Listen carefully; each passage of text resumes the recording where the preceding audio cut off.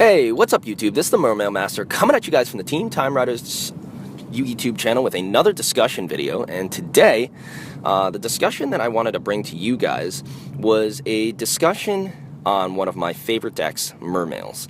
And I wanted to discuss a little bit about the changes that MERMAILS have gone through over the years. And, you know, this is going to be from since their inception to the current time. And I'm going to go over like a lot of things about the deck and really try to give you guys a better idea. And hopefully, if you guys can get something from this video, it'll help you to figure out, you know, maybe lead you to a secret tech that might be really, really awesome in the Mermail deck, period. So, without further ado, let's get started. So, for those of you who are not aware, MERMAILS are a very, very old deck, but they are one of the most highly regarded competitive decks of all time. I personally love the deck because MERMAILS single-handedly got me better at the game of Yu-Gi-Oh! You know, I had hit a wall, and MERMAILS helped me to get over that wall.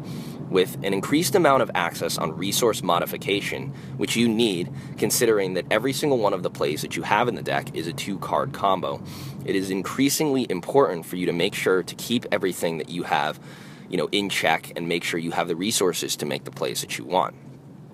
MERMAILS in general are highly regarded in the competitive scene because they were a competitive deck that was at sometimes overbearing, but that did not completely shut down opposing decks in the ways that True Dracos or, you know, or Peppy or any other deck that just basically assembles a giant board that any of those decks have ever done. So it allowed you to play, and it created a meta where Mermail mirror matches were a very, very big aspect of competitive mindset and competitive thought. And having the ability to make something as competitive as MERMAILS also have the kind of thought process of a very, very strong deck with a very, very high skill ceiling made it, you know, something that was a competitive favorite. Add in the fact that most, if not all, of the cards were very, very, like, rare cards. You needed 3 Megalos in the deck. That was a secret rare. You needed 3 Teus, which was an ultimate at max rarity. You needed a lot of different things. So, for MERMAILS in that time, there were a lot of different functionalities that the deck was capable of doing, and a lot of different permutations and builds. And even now, you know, you have people arguing about what engines work best in a Mermail deck versus, you know, everyone knows that you have to run 3 of this or 3 of that, or, like, you know, some decks just require 3 of every single one of their cards. Like, even DDDs were the same in that nature, requiring 3 of every single card during their brief stint at the top tables. But yeah, so yeah, let's sort of get into this discussion, and I'll explain more about, you know, the way that MERMAILS changed along the way. So, MERMAILS debuted in Abyss Rising back, I believe, in 2012, and during that time, they were widely hyped up to be one of the best decks that had ever come. This was on the tail of a lot of different things. So, you know, this was right after Order of Chaos and Galactic Overlord, where we received Windups, Insectors, Dino Rabbit, as well as the brand new Hieratic deck. And so the meta was very, very diverse, but it was also, you know, a lot of sort of imbalances. So Windups had their hand loop, and Dino Rabbit was, you know, the common joke was laggy set 4 pass, and you can't do a single thing on your turn. Windup Zen Mines was a very, very big threat at the time. I'm not really sure if Black Ship of Corn was out yet, but Black Ship of Corn would then come in and be able to offset the advantage that Windup Zen Mines gave. It was a very, very good card back in the day. But one of the big things was that MERMAILS, in a sense, were a little bit more of a power creep, but they were not overly much so. So the MERMAILS that originally released in Abyss Rising were a lot of different ones. So we had Abyss Pike, Abyss Gund, Abyss Hild, Abyss Lind, which everyone ran 3 of. She was actually one of the best ones at the time. Abyss Sphere, we got Abyss Strom, we got their field spell Lemuria, a lot of different cards, and of course we got the one and only Mermail Abyss Megalo. And around the same time, the Atlantean structure deck released, with all the Atlantean monsters, the main 3 of which being Atlantean Marksmen, Atlantean Heavy Infantry, and Atlantean Dragoons, who released at 3 and was a monster. Deep Sea Diva, another very popular card, was also at 3, and you could easily use it to go into any one of your Atlanteans. Inept Abyss was not released at this time, however, so the deck utilized a very, very, at the time, interesting option, and that option was GenX Undine. Now, some decks still play GenX Undine. If you're running a Brilliant Fusion engine in your Mermails, you can still play GenX Undine in there, and it can still net you a ton of advantage. But GenX Undine's basic effect went that it is kind of the very big precursor to Inept Abyss.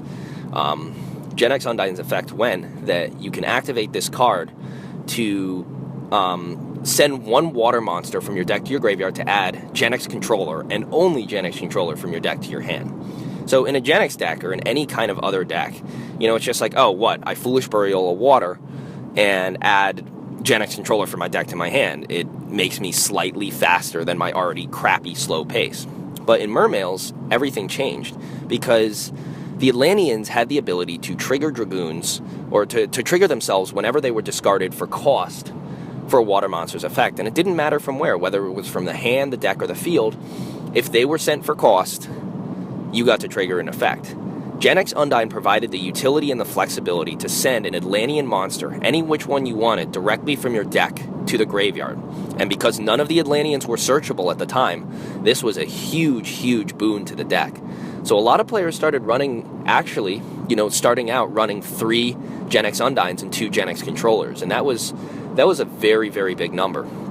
So they ran 3 and 2, and they also ran 3 Deep Sea Divas, and 3 Megalos, 3 maybe like sometimes 3 Pikes, but oftentimes it was even like a lower number than that. Nobody ran any Turges because people didn't think that the card was good, but it was a lot of people still feeling out the Mermail strategy. Right after Mermails were released, however, we got YCS Tacoma, and YCS Tacoma was the very first event where Mermails were able to test their flexibility and their metal. And, you know, at the time, it was kind of like a funny scenario where, you know, a top deck would introduce itself at the format, and then a lot of players would play the top deck, but maybe they would not get close, or they might not even win the YCS. And the same kind of thing happened at this one. However, the YCS got very, very close to having Mermails win their first competitive deck out of the format, like out of the booster pack. And that didn't end up happening, however, when Michael Stibbins knocked off Norberto Leon in the finals with his Inzektor deck. It was an Inzektor strategy right after Inzektor Dragonfly and Hornet went to 1, and he was running things like Threatening Roar and a lot of really, really interesting Texan options in the deck that allowed him to assemble like a massive board and a massive field and wipe, Mermails, which rely on attacking, like getting stopped by a Threatening Roar when going for an OTK, is a huge, huge like problem for the deck, or was a huge problem for the deck at the time. So he ended up getting stopped by, that unlikely kind of play style. But Mermails did extremely well for their very first time out. And in addition to that, I think they took 3 out of top 4 of the spots. And one of the, some of the options that he was playing in there this was at the time where both Gores and Trag were real contenders. So, it was honestly like a situation where you could drop a Trag or drop a Gores, and that would be a huge issue for your opponent to get him off the board. And maybe Gores and Trag are never going to be on the same level that they were back then, but they were very, very big threats that a lot of people had to watch out for a lot of different reasons. But yeah, there were a lot of very interesting options, and the decks mostly stayed like exactly the same, with a lot of people playing the same exact cards, except for also in that top 4 was Soroush Sumerian, who topped the deck using a Mermail deck, or he topped the YCS. He topped 4 the YCS using a Mermail deck running 3 Spiritual Water Aoi, which allows you to tribute 1 water monster on your side of the field to discard a card from your opponent's hand.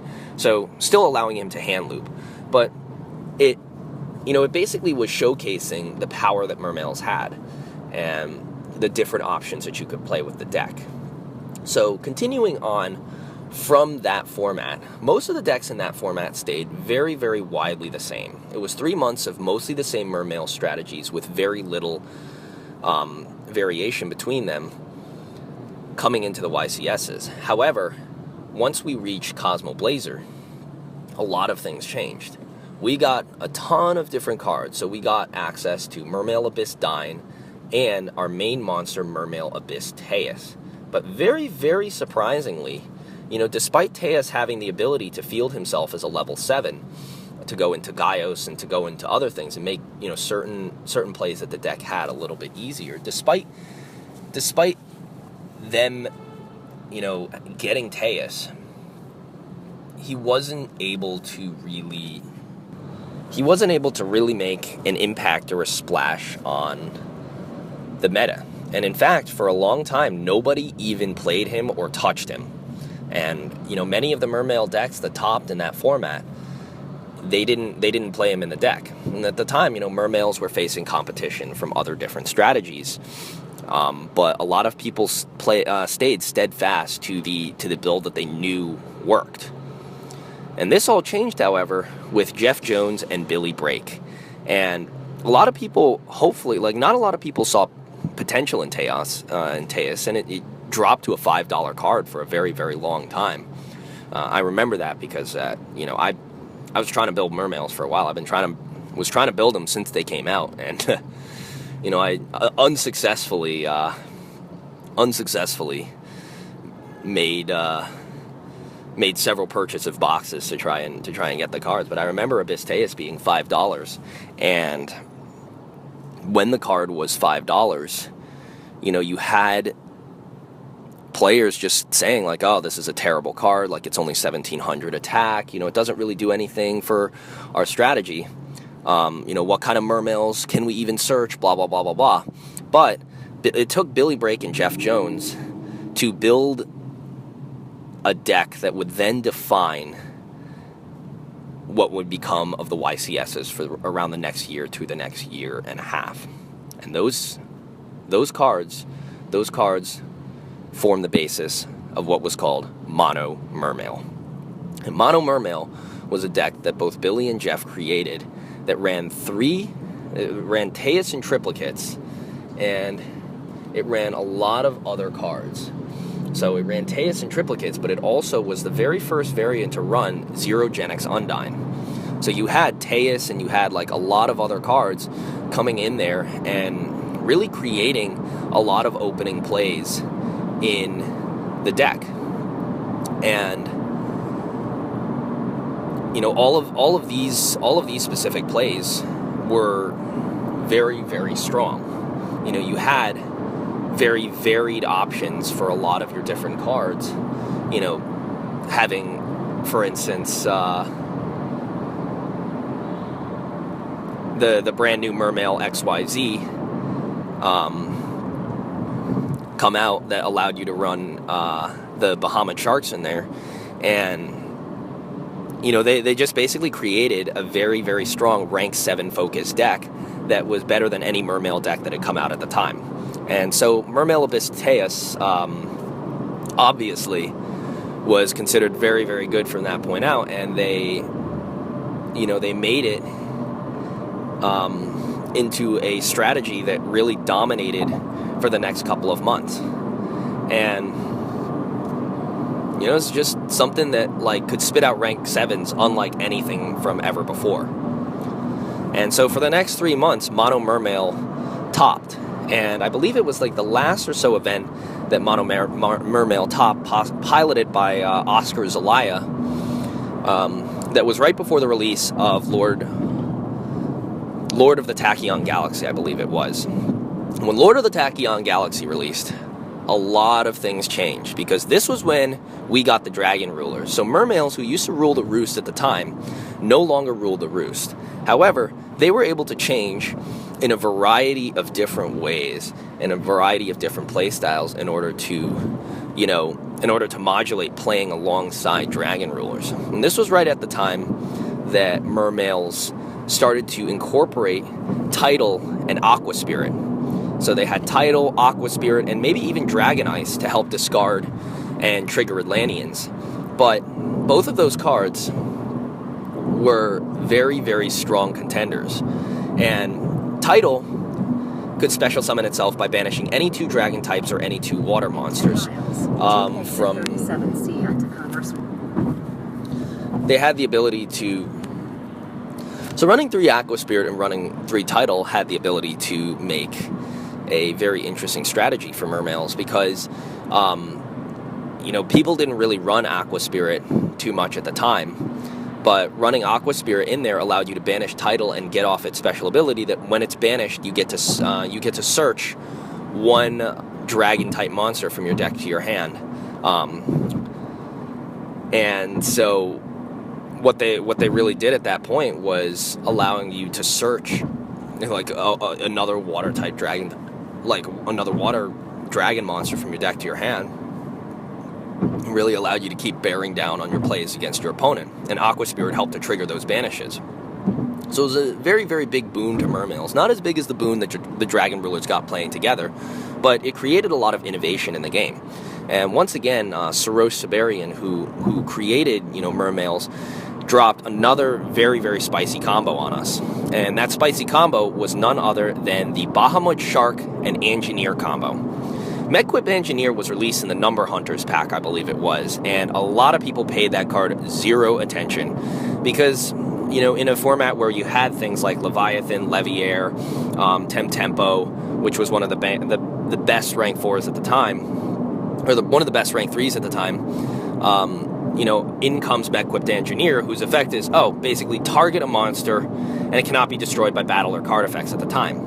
And why do that when you can just field a Zen mains and have it, have that kind of ability? But Soroush Sumerian came along, and he created a combo with Mermail Abyss Osha that allowed him to special summon Bahamut Shark, and then also to be able to get a MechQuip Engineer on the field.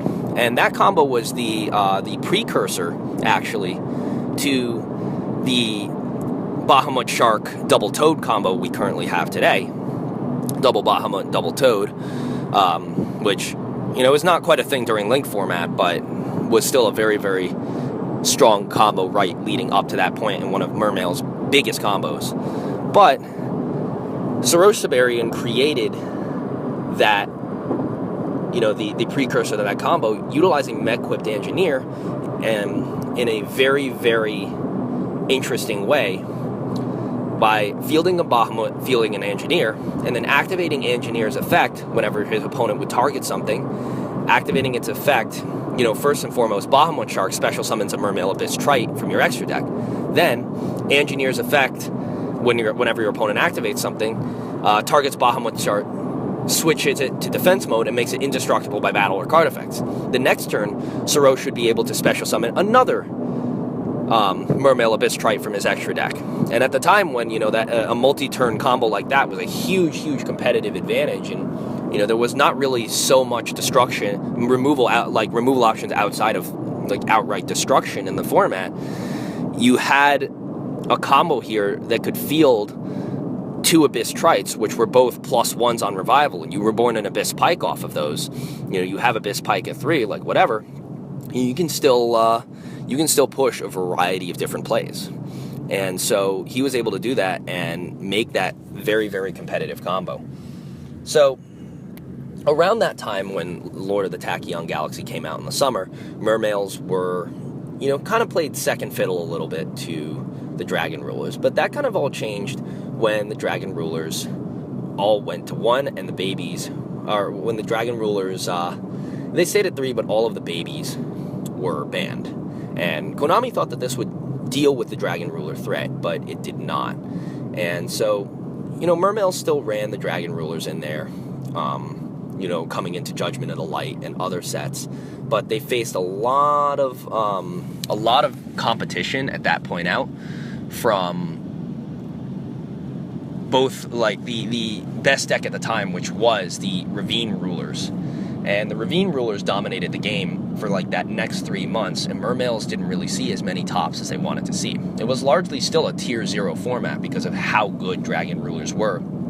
And things didn't really change for the Mermail deck until the Dragon Rulers were all hit to 1. And when the Dragon Rulers were hit to run, you could still run the title and different strategies like that, but a lot more things appeared. We had access to things, Geargia made a resurgence, and one of the big ones actually was Firefist. Firefist became huge of a strategy right leading up to that point. And so with Firefist dominating, like, the better part of the post whatever meta, even with Rooster, which got directly hit to 1 right after it was released, even with that, they still got, or Spirit was hit to 1, my bad. They still had a lot of capability into doing a lot of different things.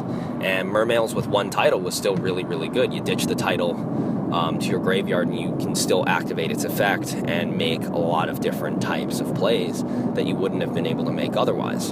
And a lot of people did not really care too much about what that had. At least being able to play title and still trigger things and being able to go for rank 7s was a very, very fun kind of strategy. When title did get hit, however, it was because of Patrick Hoban, believe it or not. He created a Dragon Ruler deck that functioned using Hieratic Seal of the Ashes and all 4 of them. But on the release of Dark Matter Dragon and the Dark Matter Dragon Ruler OTK, Konami decided best to, rather than limit the power of Dark Matter, to just ban all 4 Dragon Rulers. And when they came off the list, Mermails took the first of their very, very big hits. They were still obviously very popular at the time and a very, very strong competitor, but they still had a lot of problems being able to, dominate the kind of meta. And Konami gave them their second big hit on one of the next lists. With Mermails already not being able to play certain options, they had, having Bryanak hit right before they came out, there were kind of a loss of options on what they should play. Deep Sea Diva went to 1. Dragoons went to 1, and Gund went to 1, all within a very, very short period of time. And this absolutely devastated the Mermail deck's competitive viability for a very, very long time. A lot of decks appeared, whether it was Firefist or Boojins or Spellbooks or, anything else trying to take a specific top spot that the deck had.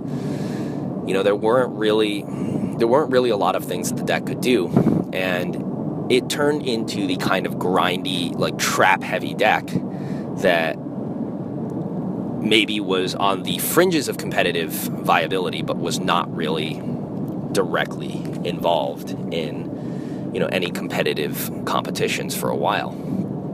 And the problem with Mermails at that time was that having only access to 1 Dragoons meant that you couldn't search and spam and discard Dragoons willy-nilly. You had to make sure that your 1 Dragoons could carry its weight, and you had to make sure that it could really, really, do things. So players innovated a lot during this time.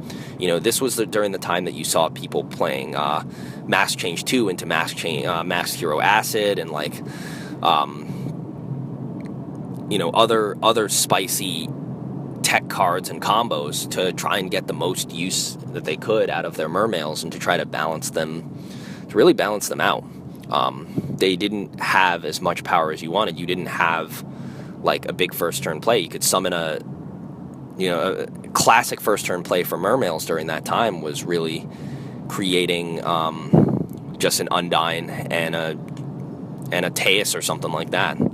You know, not anything really huge. But Mermails did get a resurgence, though, however, during probably my favorite format of all time, which was the format post-2014, right before the Duelist Alliance released, and we received another big power creep. And during that format, which honestly, I love that format. I only got to play like maybe 1 or 2 events of that format, unfortunately. I spent a lot of time in Japan, where there was Star Seraph Shadals and Star Seraph Tellers already released over there. So I didn't really get much access to that format. But in that format, there were so many different decks. It was the release of Dragons of Legend and Soul Charge.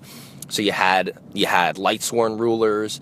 You had a lot of different options to play. There's Lightsworn Rulers. There was Madolches were topping. Mermails could have tops. There were like Sylvans with 3 soul charges. In 2 miles. Like any deck that you could think of.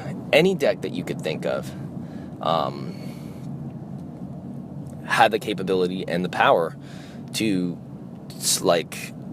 top an event. And it was a matter of not only how skillful you were as a player and how skillful you could pilot your deck, but how you could outsmart other players playing different types of decks. So all of the decks were pretty much of equal strength. And Mermails were happy in there with their 1 Gund and their 1 Dragoons and their 1 Diva. And it was really, really good. But that all changed, of course, when the next set dropped. And that marked a time of the dark ages of Mermails, and I lived through that time, and it was a really crappy time for the deck, because that was when Shadals, Satellars, Burning Abyss all dropped. Clifforts, Nekroz, all of the Arc V archetypes from the beginning of the inception of that show all dropped. Competitive decks right out of the gate. And each one of those decks was far more powerful than anything that had come before. And it completely decimated the meta. The very nice like ecosystemic meta that was created, where like any kind of deck, it doesn't matter what kind of deck you played, like that deck could still top. It decimated that meta and created just a meta that was Shadal, Satella, and BA. And that was a problem for a lot of reasons. And maybe there were a lot of people who consider it like a shining point in the competitive history of Yu-Gi-Oh! However, I was not one of those people. And the reason for that being is that kind of stuff happened, but Mermails didn't really get any kind of break. So for those of you who don't know, those decks could spit out Satellas could do Deneb set 4 pass in the same way that Lagia did it, except they could do it even easier because Alpha allowed them to directly plus off of Deneb and negate something. Then you had BA able to field multiple Dantes in the field, and every single thing that gets sent to the graveyard automatically pluses them something back to their hand. And then, of course, you cannot forget about Shadals, who were running both El Shadal Winda and El Shadal Construct, and those cards were amazing. But it was just so they gained back so much for it that for Winda, Megala, they could not be destroyed by card effects, and you could only special summon once per turn, which was killer. You couldn't run over it with Teus. You could only attempt to block it with Teus, and from there, you couldn't do anything else. If you wanted to pop it, you'd have to summon a Megalo, and since you couldn't get Winda off the field with a pop, just discarding any kind of card was a straight -2 just for you to get it off. And then once they got that back, they could just take that and then add any Shadal Fusion card from their graveyard back to their hand. So it was very, very tough for the deck. And Mermail saw barely any tops during this time, because to be honest, when people started running the Artifact and the Lightsworn engine, Construct seeing much bigger play, and even at triplicates in the deck, started seeing it at triplicates in the deck. People, Construct takes, excuse my language, a big hairy shit over everything that Megalo is. I hated playing against Shadal's as a Mermail player because, to be honest, you couldn't really do anything because Construct destroys a special summon monster upon contact. Strike 1. Megalo is a special summon monster. Strike 2. Construct has higher attack than Megalo, 24 to 28. Strike 3. You try to boost up Megalo with your equip spell. Oh, can't happen. Even if it's the other one, the effect monster one only gives you 400 attack, so at most you'll crash with Megalo. And then strike 3 or strike 4 or whatever we're at, Construct just fetches back the fusion spell when it's destroyed, allowing you to do that combo all over again. So it was a very, very tough time, and it only got worse for the deck when Nekroz and the rest of those got released. However, Mermails, it was not all lost for Mermails, though, because they got some real benefits. And this was through indirect support. Indirect support that maybe was not totally for Mermails, however, was designed with Mermails at the in mind. And someone at Konami obviously really likes Mermails. They love the playstyle. They love something about the deck because they keep releasing indirect support that Mermails are able to use. And from, with the exception of Dimension of Chaos, Mermails have indirectly gotten some kind of water support card or some kind of card that helps them out in some way. And their first, claim to hope started with the release of Tatsunoko in Cross Souls. Mermails got their very first level 3 synchro monster. They got their very first level 3 synchro monster, which was huge in a lot of different ways. And not only that, but it allowed you to synchro summon from your hand. Mermail still couldn't take 100% advantage of this, though, but they would be able to very soon. And a lot of things changed for Mermails with the release of Inept Abyss, the Atlantean Prince, and Breakers of Shadow. Inept Abyss, in many ways, maybe it wasn't exactly what Mermails needed, but 6 months later, getting that card in Breakers of Shadows was a huge benefit. Konami didn't have to release the card at that point, but they did anyway. They released that card anyway, and it was a very The destination is. It was a very good deck. Well, it was a very good card for a lot of things. I have a love-hate relationship with Inept Abyss, but I do not deny the fact that Inept Abyss absolutely must be run at 3 in any kind of competitive Mermail strategy. And it doesn't matter which one you're running. If you want to play competitively as a Mermail player, you have to run it. So Inept Abyss, what it did was it increased the skill ceiling of the Atlanteans. And the Atlanteans, up until that point, there was not really anything that happened with them. But during the release of Inept Abyss, I guess you could say what the Bosch era gave us with that ban list was one of the biggest bonuses to Mermails. And that's how you could tell that they were really coming back. Because on that ban list, Dragoons went to 2, and Trishula, for the very first time since I began the game, came back to 1. Mermails had never played with Trishula before, and this was an unprecedented opportunity to be able to play with one of the most fearsome monsters in the entire game. I really love that card. I'd actually picked up a DT before that, just to have it in case it came off the list, and once it did, man, that DT went right in the deck. And it's still in there right now. It's still in my extra deck. I still love the heck out of that card, and I still play it. But Trishula was a very big option, and you were able to make better boards with it. But a lot of the Mermail decks at the time that were released, right when Inept Abyss came out, was at the same time, unfortunately, as Peppy was released. And Peppy, the tier 0 godliness that required an emergency ban list that not even D-rulers got,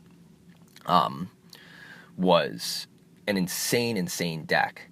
Like searchable counter traps and like massive amounts of advantage and ignisters and all manner of crazy crap. And so when it was released, like, you know, you had Ignister and you had you know, the other stuff, like, it really created a kind of format that was not successful to maybe normal Mermail decks. So the Mermail decks that appeared at the time had very few Mermails in them. They were just basically Atlantean dot deck. So people would run 3 Inept Abyss, 3 Marksmen, 3 Heavy Infantry, 2 Dragoons, since it was allowed at the time, and then you had 3 Max C, 3 Effect Veiler, 3 Ghost Ogre. And that was your whole monster lineup. And then spells and traps, and then of course you had the only 2 Mermails that you'd run in there were 2 Mermail Abyss Megalo, and that was it. And then the, you know, spell and trap lineup was just shit to, like, bear down on your opponent. You know, nothing else. And it was basically, you know, kind of gutting Mermail to its most basic instincts. That, you know, it was pretty much everything that I hated about Inept Abyss in one singular deck. That, you know, it doesn't need Mermails to succeed, and it basically takes over what Mermails do. It takes over, you know, triggering the Atlantean's effects, which is basically what the Mermails were there to do. So, you know, if they had made Inept Abyss a level 3 Mermail, it would have been different. But, I mean, that's a discussion for a different day. But from then, you know, they created that stuff. But someone at Konami really does enjoy Mermails, and it's evident from the types of support cards that they received in a variety of different ways. And so some of the cards that Mermails received after Inept Abyss dropped in Shining Victories, getting more and more interesting cards. In the Dark Illusions, we got Coral Dragon to join in our crew. And in Invasion Vengeance, we got perhaps the best card that we had gotten in a while, which was Totally Awesome. And Totally Awesome single-handedly changed the way that Mermails were played and built in allowing them to be able to now create Totally Awesome off of a Bahamut Shark play. Mermails were back. This is, of course, to add into the fact that Norden helped Mermails most out of any single deck that there was. And you could still run that to trigger your Dragoons. So while there weren't any direct kinds of support, you know, it still was a very strong contender. And, you know, that's not something that can be taken away in any way, shape, or form. So, you know, they were able to do a variety of different things, and, you know, were made into a variety of different plays. But, you know, ultimately, it came down to the ability of people to utilize it in a way that was beneficial to them. And then after that, of course, getting more and more interesting cards, and up to the current area that we are in now, which was the release of White Aura Whale and White Aura Dolphin in the special edition, which is yet another great card that the deck can use. So, yes, there are many different options that the strategy has.